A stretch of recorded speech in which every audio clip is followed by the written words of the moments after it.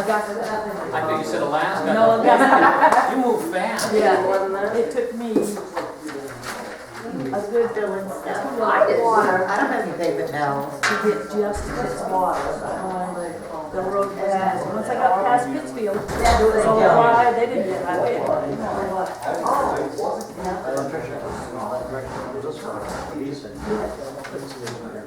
Yeah, there was a truck off the road. Oh, thank you. The car was, I heard it on the radio on the way home. Guy said he was driving home, his car was. So he pulled over and got out of the car, and the state trooper was behind him, and they pulled up behind him because the flames were shooting right off my. When I went by, it was just. Hey, welcome back. Welcome back. There's a 44 out there with the lights on. How are you doing? For that one, I can It's not mine. Black, is it black? Black, yeah. Didn't look like for the headlights, but it looked like something. No, it's not mine. White. Mine's not black right now. It's muddy gray. What do you want to say? You good at black cat now? I can't beat that. It's always been black. Oh, No, I had a white one before. I know. So you gotta. Next to Sean.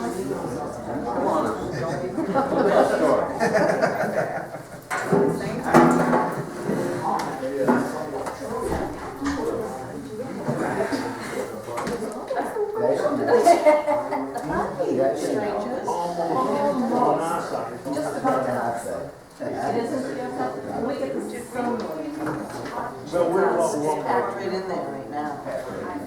Someone rolling it down. This is all rough and lifting and breaking.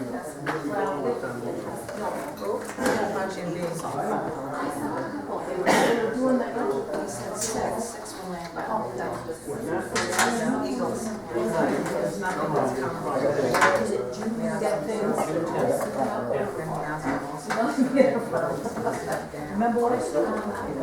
License car. I have not gotten absolutely. Could be as many of us as I can.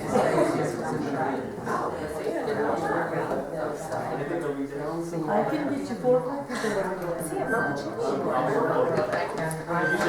and I have talked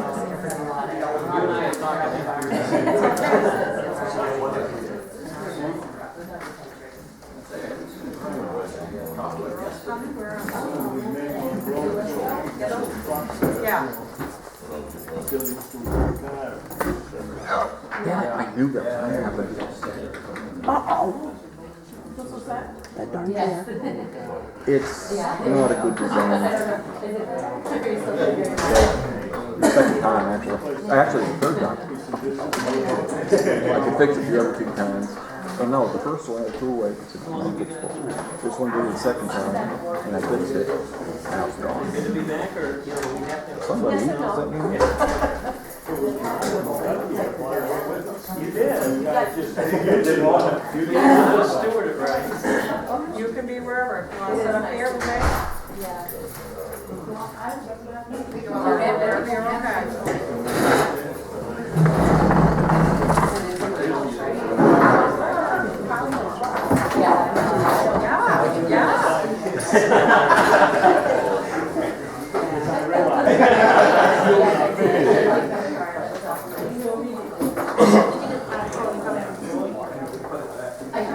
That way. Must have taken to a paperwork. Some of our. Good ways for me to get along. John, no, you guys did a nice job. Very good. Never long enough.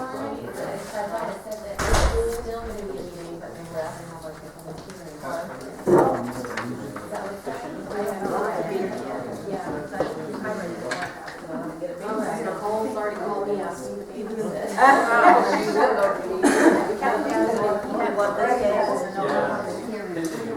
Get a little rain down.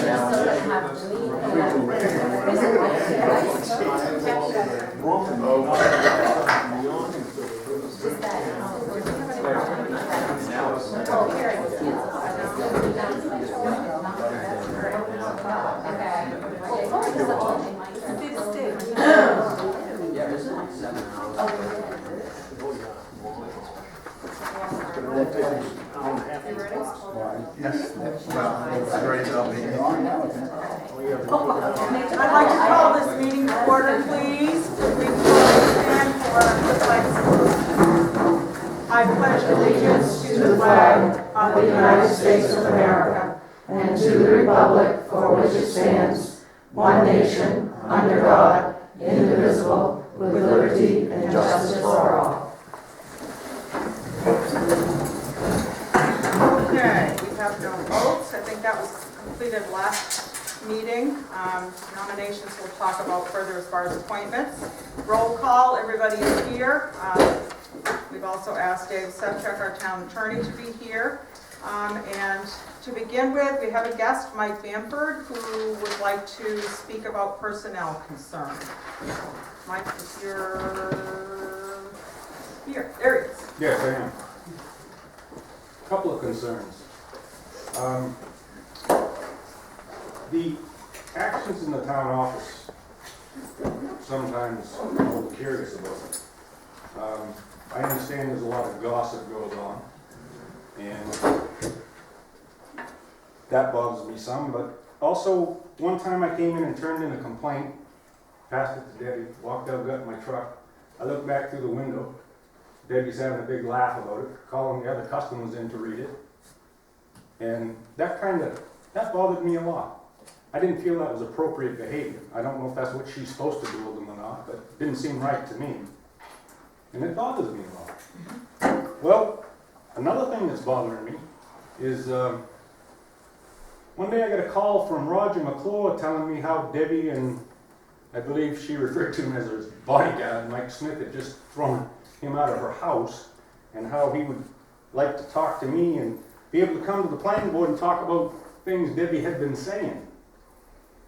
About some sort of conversations about backroom deals, about the lawsuit, the windmills, and how he should inform us of what was going on. Now, obviously, if this conversation has been going on and Debbie's taken it in and is transported, but she must have been talking with somebody else, couldn't have been just Debbie talking, and I'm wondering who else was in on that conversation.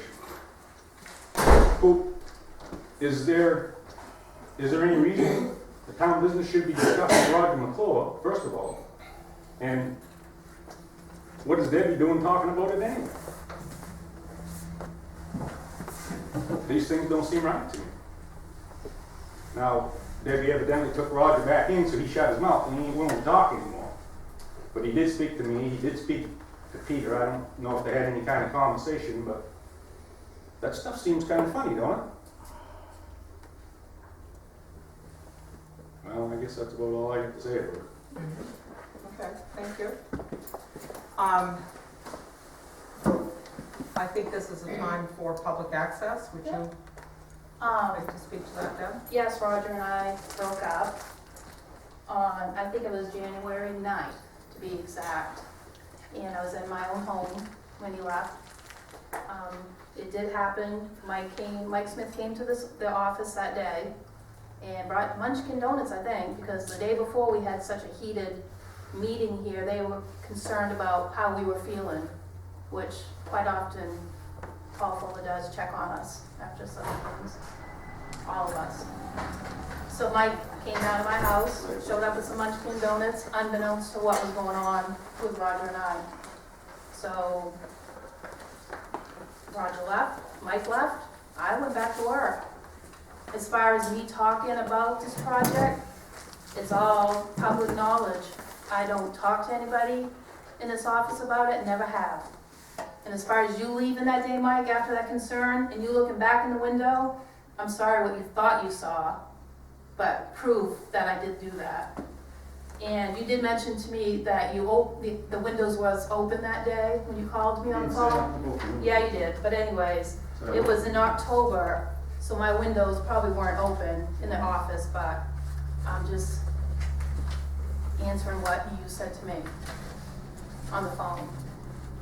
And like I said, as far as this case goes, it's all public knowledge now. It has been, right from the start.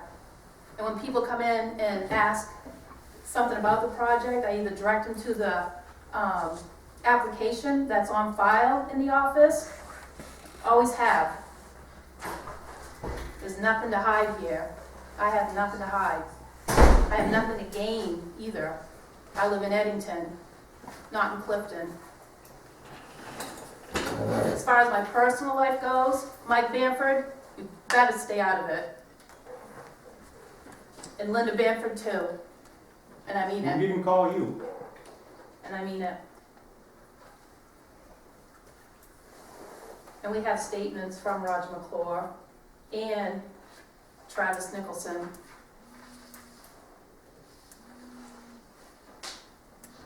Anybody else want to ask me any questions? I'm open about anything with my relationships, past, present, whatever. I'd like to know what the specifics are he talked to you about. You're all upset about what exactly did he say? You're talking in general, what's the specifics you? He indicated that there was deals being made that the court case would be, Paul Fuller would be distracting Peter with the court case, and the town would be working on changing the amendment so that the windmills could come in. And it happened just like he said it was gonna happen. I think that's just a bunch of bull. Well, he said it, I didn't say it. I don't And think it he happened said, just like he said it would happen. I don't think he said it. Jerry? What I'm hearing here is all hearsay. He says something, I heard that he said something to some, that's hearsay. If you didn't hear it yourself personally, then keep your mouth shut. You don't have any knowledge that you can verify concretely unless you personally heard this and alleging that something is going on because you think it might be going, that's just a prop. I mean, there's no credibility there. I think the board is somewhat wasting its time to have to deal with this even. This is, you know, you guys got better things to do than try to persecute someone and pick someone out and go after them just to cause trouble. I don't see much sense there. And this isn't the first time that Mr. Bamford has attacked two of us now in this office. First was Julie Cooley, now it's myself. Well, So they're like running out of rope right now. That's how I feel. I have to make the comment that Mr. Bamford, I had to go to his place of business and speak to him about spreading lies and rumors about myself. And this gentleman right here was with me. He wouldn't talk to me or anything about that, but I just seemed to stop the talking when I finally showed up and confronted him. The credibility there is, I would hope the board would have put too much credibility in anything that comes from there, so.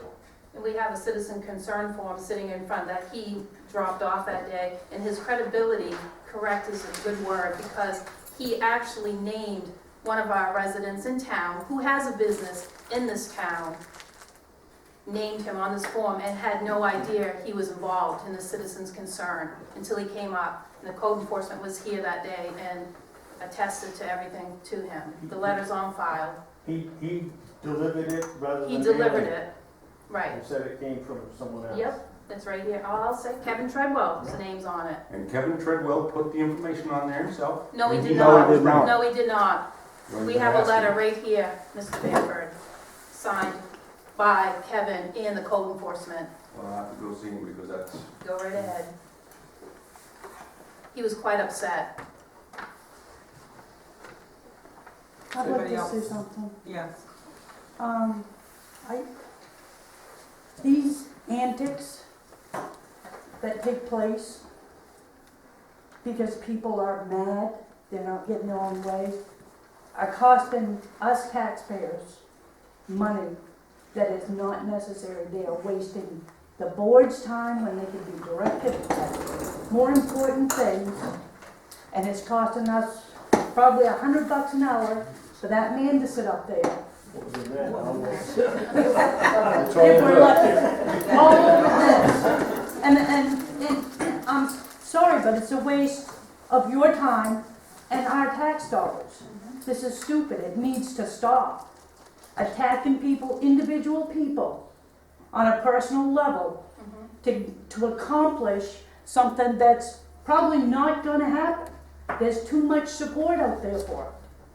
And we have a citizen concern form, and I would like the chairman to read it, that came in today, and I want it to be part of this record as well, if you guys don't mind listening to it. This was given to me today when I walked into the office tonight before the meeting.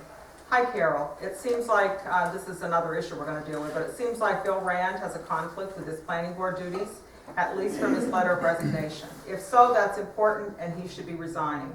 But I'd like to know what it is, to know how serious it is. I mean, if it just means he has a meeting that conflicts, that's one thing, but a conflict of interest is a different matter.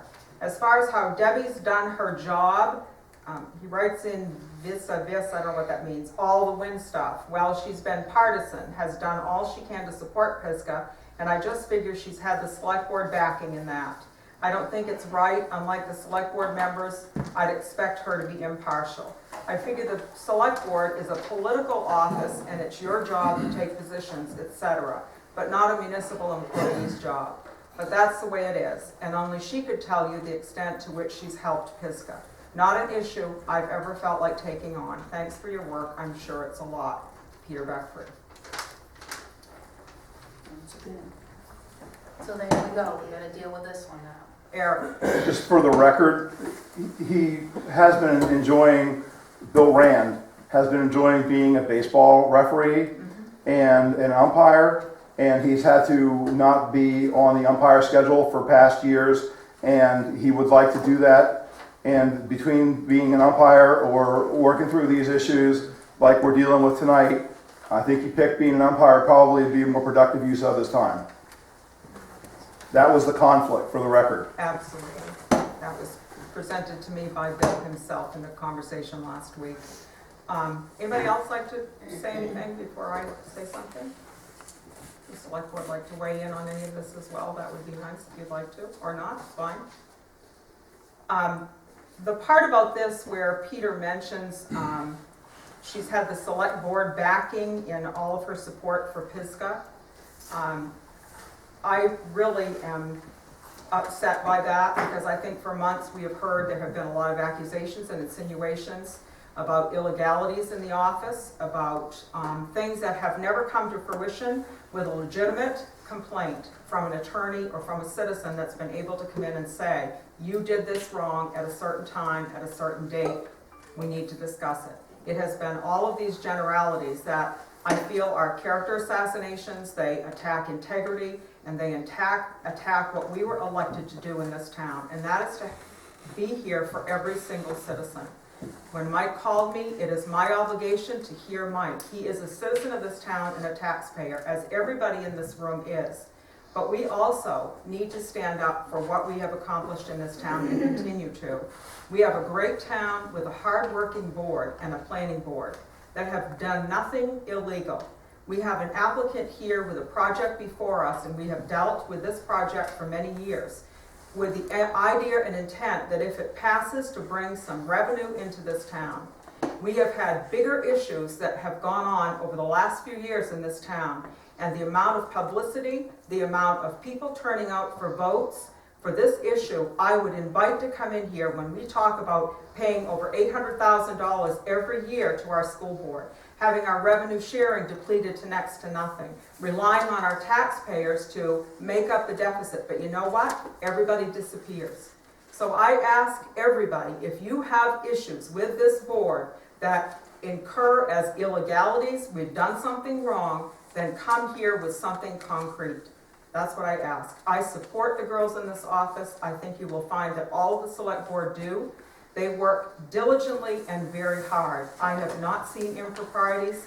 I have not seen special concerns given to anybody.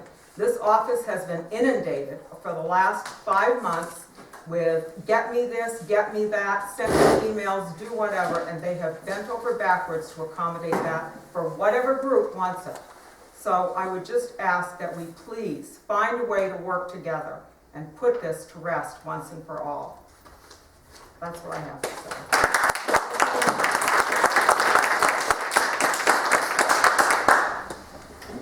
Carolyn, one thing I'd like to say. We have a lot of people, seems like in the last 2 or 3 years, that come in and there's a constant of, you're doing this wrong, you need to do something different, you need to do it differently.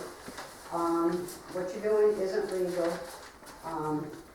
And I told Debbie last week, I said, if somebody comes in here and has accusations, before we, as a board, will address it, we need to have some concrete evidence, and we need to have, if it's something illegal, we need them to hand us something that shows us that whatever they've done is illegal.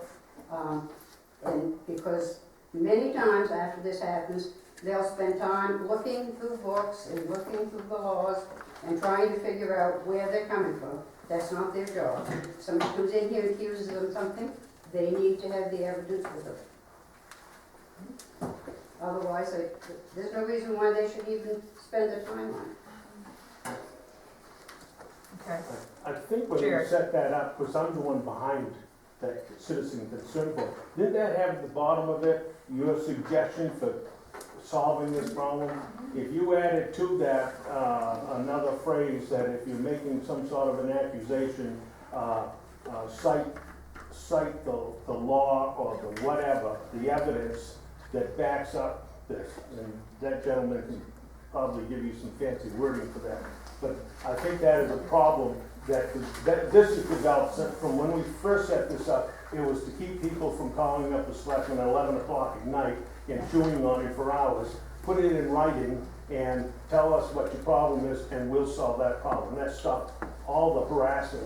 I mean, it used to be at that time that solved the problems until this gentleman decided to try to do it without them in the town, and that brought in all this rancor. And everybody, you're right. Why do people take it personally? You have a business situation, and deal with it in an adult fashion. This backbiting stuff is really sick. I think in regards to the citizen concern form, Jerry, we voted a few meetings ago to do away with that, and basically because the meaning and the purpose behind it changed.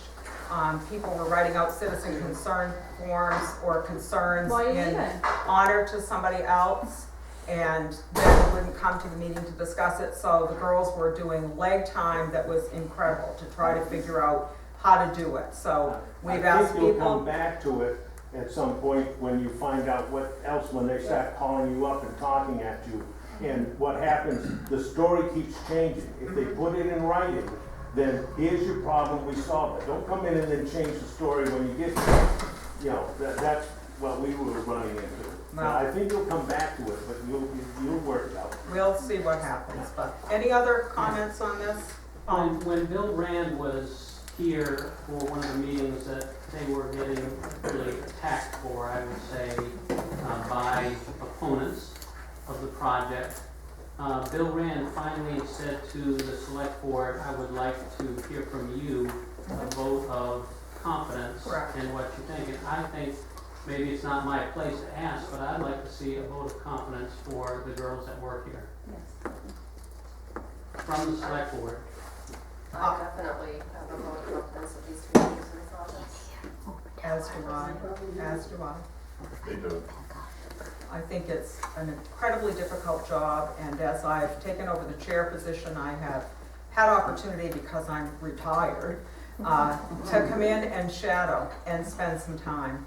And it's a very busy office. For 2 days, we have had our new security system put in here. So in trying to gear up cameras and all of the things that we were voted and allowed to do here, it's disruptive. It's crazy. The phone calls, the counter help, we gotta call somebody else. There was a girl in here the other day trying to get her car registered, and how many phone calls were made to Department of Motor Vehicle. I mean, it was time consuming, and then over on the desk is a pile of stuff that I gotta do for somebody because they need something. So it's an incredibly busy job that a lot of people don't have a clue what goes on here. It's really easy to see that you think you do, but I invite people to know that it's very busy. And I do have a confident vote for these girls. They work very hard. Deb is constantly looking for ways to make money. That's how we got our generator. We had an application for that. She does a lot of stuff in this town, as does Kathy. And I think we just need to appreciate and give them some credibility. So is there a way that, they're here, they have to do work in the office, they have to gather information for the public, it's part of their job. Correct. But is there something that if somebody has some kind of complaint, argument, or frustration, that they can go to you instead of the girls that are working for the town? Absolutely, and that's a process that we have discussed, and I'm gonna propose that we have a policy meeting a little bit later as a select board to review some of this stuff. I think the intent has always been, and I came from a very small town, we're all neighbors, we all live together, we all try to do what's best, we all try to be accommodating, but when those tasks and jobs get so big, that becomes impossible, and then the squeaky wheel gets it first, or however you want to do it. But there has to be procedure, and there has to be feelings put aside, because when we are in this building, our job and our business is to run this town with a host of things that need to happen. Not personalities, not hurt feelings, not whatever. But when these girls get bombarded, like 2 or 3 months at a time, then we have to step back and say, okay, what have we got to do? As a select board, they operate at the direction of the select board. They are not here to solve problems or to say, I'll try to fix this or I'll try to make it better. Their job is to report it to us, and we've all asked them to now do that because that's their job. Their job is a host of stuff. So, and it's a difficult position. There are 5 of us. And again, to have all 5 of us shooting information to them to get me this, do that, I think we overuse that as well. You know, can we really do it? Can I call somebody? Absolutely I can. Can I encourage the rest of the board to do that? Yes, I can. You know, there's times when you can't do that, but I feel that's all of our jobs and we can't decide anything. You know, if somebody calls me about a concern or something going on, I'm one of 5. We come to the next monthly meeting, we hash it out. If we can't decide, we call this one, or we postpone it till the next meeting. This is Dr. Sebchek, by the way, which is what I called him on the phone the other day when I asked him to be here. But that part of it is it comes back to the board. So put it on the agenda. Come talk to us about what your issues and concerns are. You're right as a person in this town, and we will discuss it. But yes, it needs to be funneled to the board, and with the girls in the office saying, I can't help you, I'm going to give you Carol's number. I'll say one thing. The 12 years I've been on this board, between Janice, Audrey, and Debbie, anytime they pick up the telephone for any reason at all, with anything wrong with the roads or people mad at this guy, I've gone out and I've never come back once with anybody complaining that I didn't give them a logical reason of how we were going to handle this problem. You know, and so I don't foresee some of the problems that I've had to sit here and watch. Make no sense to me, you know. I mean, we all have to get along, or it's not going to work. You know, I come from a lot larger town than this when I was a kid, so I've seen what's going on here in smaller scale, but it can get bigger and bigger and bigger if we let it get bigger. We don't stop. My own personal belief is I'd much rather have wind power than oil power, or gasoline power, or anything like that. And for anybody in this room that thinks that gasoline doesn't bother you, I've been overcoming garages twice. They've had to haul me out of there, and it don't take much. And I believe if everybody in this room could have that happen to them, to be thinking in a different manner about wind, about solar, about anything that doesn't kill you. That's all I have to say. So it appears to me that the women in this office, in my assessment, get attacked at times because of the wind project. So if somebody has a problem with the wind project, they ought to talk to the developer, they ought to talk to me, they ought to talk to my attorney if they have a legal issue, or they ought to talk to the select board. But get off their backs. Rick? I wasn't going to say anything, but I have to. I don't come in that often, but what I've seen is a lot of the complaints that the girls have gotten, a lot of grief that they've gotten, and I'm not saying all of it, but a lot of it had concern with code, but nobody ever called me and made the complaints. They come here and they scream and holler at the women. There's only one name for that I know of, and that's bullying. And I really do believe that this is what's going on a lot here. These people don't want to come to the people that are in charge, that know the answers. They come to the people that don't know the answers and scream and holler at them.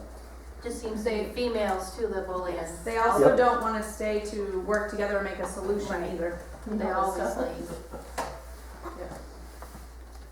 And I guess I wanna, I don't know, maybe Cindy might be gonna say, I think we're thinking the same thing maybe, but most towns, small towns are a little different, but in this office right here, there's actually room for 4 full-time employees. Myself, I carry 3 hats: administrative assistant, tax collector, and treasurer. Kathy has the clerk hat. Most of the towns that you go visit, they each have one body representing each hat. So there is a lot of duties that fall under each one of those. I'm just saying. There isn't a lot of time to sit around and gossip. I guess that's the word. We don't even get to go to the bathroom sometimes. Should I say that? TMI. Did you ask if you could speak? I did. I give you permission to speak, yes. I'm only here on Wednesdays afternoon till 6 in the evening. And there have been times when people have come into that office, screamed, yelled, threatened, that I've gotten up and gone in there to see, wait a minute, somebody needs help. And that should not be allowed to happen. And if somebody wants to behave like that, they should be gone after legally, because they won't pay any attention until it hits their pocketbook. Because these girls work hard, and they don't need to be bullied. Okay, thank you. I One just more, want let's to wrap it touch- up. I just want to touch on, Debbie and I were thinking the same. Been From insane. personal experience, I know that 2 girls in that office are doing the work for 3.5 people. And every time they get inundated with wanting copies of this and wanting copies of that, and I need this and I need that, stuff that they can easily access online, is taking time away from them from doing things that they need to be doing to accomplish something outside of, I mean, the planning board has a website. All their documents are on there. If they want those documents, print them out. I print them by agenda. You know, I don't come up here and ask for a copy ahead of time. You know, they don't have enough time to be dealing with this stuff. Do you charge for, if you make a copy of a code or something like that, what do you charge for that? It's 20 cents a page right now. Go to But 50. because of the Go to freedom, golf. because of the freedom of, what's that word, access. We can also charge for the girls' time, which we have looked into. And again, we've never been inundated with so much, requesting, and that's everybody's legal right to do, and that certainly will be handled. But, that part of it, we have to go over this again later tonight, but it is as is, a charge per hour. Yeah. And it's $15 per hour recommended in the, Freedom of Access Act that we have to do later, and then charge per copies. Dave, what does it cost when you go to registry of deeds and get a copy of the deeds? Isn't it like $1 a page? I don't know. I don't know what it is. I don't know. You I mean, don't- some registries are online and some aren't. And I usually have my assistant do that. Sure. Carol, I work for probably 25 or 30 different towns in this region doing appraisal work. Yep. And I would say 90 to 95% of them charge at least $1 a copy. Some charge $2 a copy. But that might, slow things up a little bit. Well, if they can get it online, or they can come in and have you do it, then they can pay for you to do it, and then you don't worry about charging by the hour. Just make the charge per page enough so that it's worth the bother if they have to do it. The charges are controlled somewhat by statute. If it's over a certain amount, or if it requires more than an hour of, or half hour, of an hour of the time of the people in the office, then certain rules kick in, and it's a lot of it is controlled by statute. And Yep. Well, But we can raise our it's fees. procedure. The price per page is not regulated. No. Well, there is some control, but there is some leeway. Okay. Bruce? I'd like to say, when you say $15 an hour, if that's only recommended, I think you should charge at least as much as the actual cost of the labor. And based on their salary and workers' comp, insurance, unemployment insurance, and everything else, I'm willing to bet the actual cost is closer to $25 an hour. The statute is a maximum on what you can charge per hour. It is. Yes, it's a maximum. Yeah. Yeah. So basically, when these people are doing this, they're costing the town $10 an hour, At least. at least. Okay, do you have anything to offer? I do not. Okay. Do you want me to? I want you, Lindsay. You're too pricey for my book. Thank you ever so much. And I won't call you doctor anymore. You can call me. I did. You'll probably be far more useful than those I dealt with. Okay. Thanks, Dave, very much.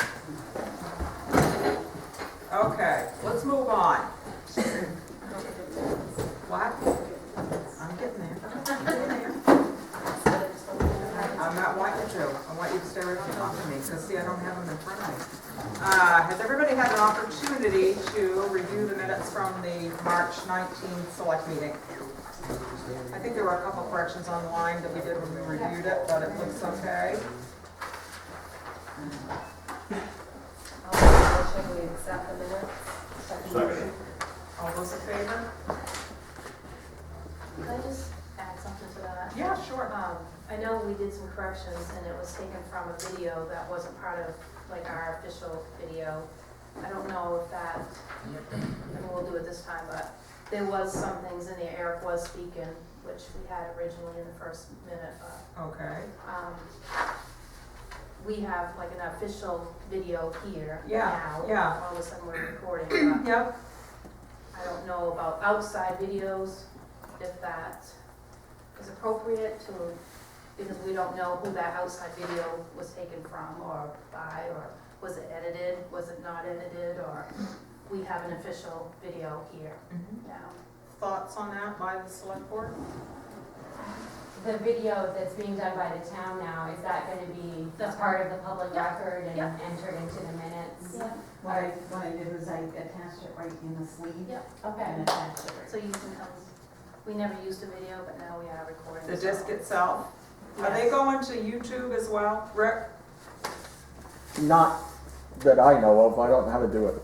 Dave Fogg, I feel your pain. Yeah.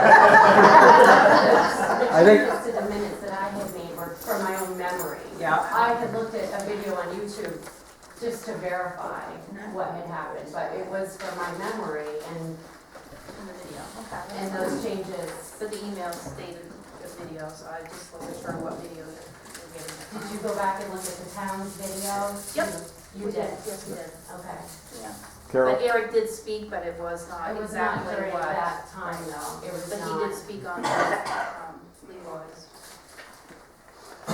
As far as the YouTube thing, I'm going to try and find some little kid at the school to teach me how to do it. Okay. Third grader. They know how. We. Yeah. I got a couple of grandkids that'll help you. They Good. can Yeah. upload it. Yeah. But I just wanted that. We do have video. We're happy to back up. Any other discussion on that part of it? Okay. We've approved and accepted the minutes. Okay. All right. Planning board minutes. Review if available. Our chair's here. Did he go? He went out. He's gone? Okay. All right, and we will accept as written. Also, just a reminder, there is a planning board public hearing tomorrow night at 6 o'clock here in this room. Okay, next on the agenda is Bill Rand's resignation. It is dated March 31st, 2014, from Bill Rand to Julie Cooley, the select board chair, I thought. Dear Julie Cooley, it is with regret that I tender my resignation from the town of Clifton Planning Board, effective the end of April 2014. My current term is up and I'm involved in other activities that have taken more of my time and also conflict with planning board duties. I am grateful for having had the opportunity to serve on the planning board for the past several years, and I appreciate the trust the town has placed in me. I also want to thank my fellow board members for the great work they have accomplished during this time. Sincerely, William Rand. I would like to amend my resignation to be effective Friday, April 4th, 2014. Sincerely, William Rand. I'll That's make a from motion, we accept his resignation and also make it part of the record that his conflict was because he wants to umpire and it has nothing to do with any planning boards. Okay, do I have a second? A second. All those in favor? Okay, next on the list under planning board is an appointment of an alternate member to fill Bill Rand's position.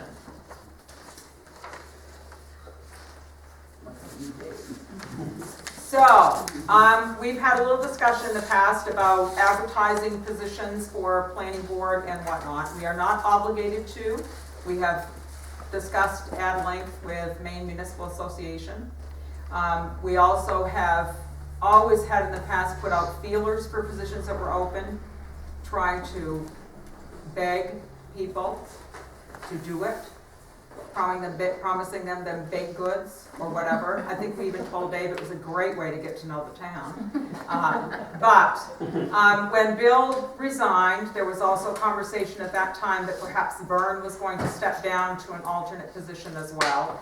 But he has since decided that he is staying on the board as a full member.